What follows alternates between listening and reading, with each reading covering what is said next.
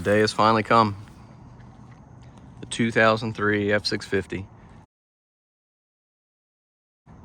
is finished enough to send it down the road, sell it to the next guy, let him have some fun with it.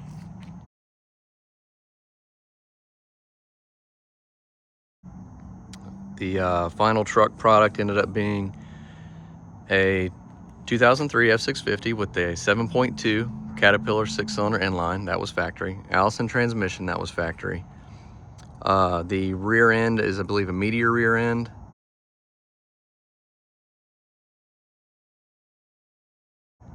And it's 488 gears.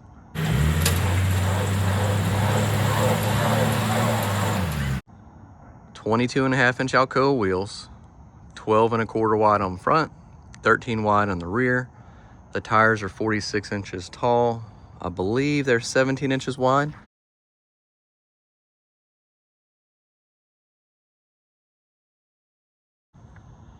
Spare tire on the roof is a full-size spare because I hate having stuff without a full-size spare. It is unfortunately a steel rim, so it's heavier. It's hard to get up there. Had to dang near use both hands. We did the budget Baja front bumper on this particular model.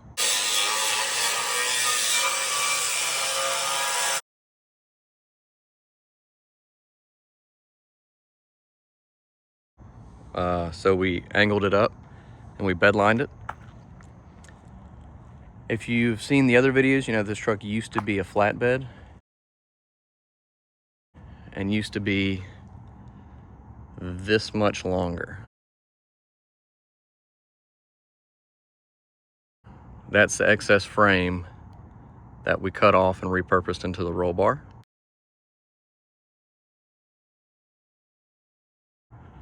And then we put this bed on here. And I got a secret. A lot of people don't know about it. This is, all right, look, y'all don't tell nobody. It's a Chevrolet bed. I know it. I know it. You wouldn't have known if I didn't tell you because it just looks so perfect in factory. We got roof lights on the top. Conveniently switch those up to the high beam. So when you're driving down the road, you need to give somebody a little notice. You just bounce the high beam and they get noticed. The cars behind you get noticed. Everybody gets noticed. The ditch gets noticed. Airplanes try to land. It's a whole thing. We did do the semi-amp step running boards. So that gives you 2 steps, which I find is necessary because the floorboard of the truck is about 4 feet high. I don't know what the seat height is, but you can use your imagination on the rest. We did remove the side 50-gallon tanks on both sides and the batteries. The batteries got relocated in between the bed and the cab. And a nice little battery tray. The fuel tank got relocated under the bed. So it's got its own nice safety spot for it. And the fuel tank filler works. And it's the little things in life that bring you joy. Being able to pull up to a fuel pump and use the factory, or what seems to be factory, functions on a vehicle. We did put a 5-inch block up front, I believe. And in the rear, all we did was reposition the overload leafs that were on top that went against a secondary stop. We just unbolted the bolts. We unbolted the U-bolts, moved that to the bottom, bolted it back together.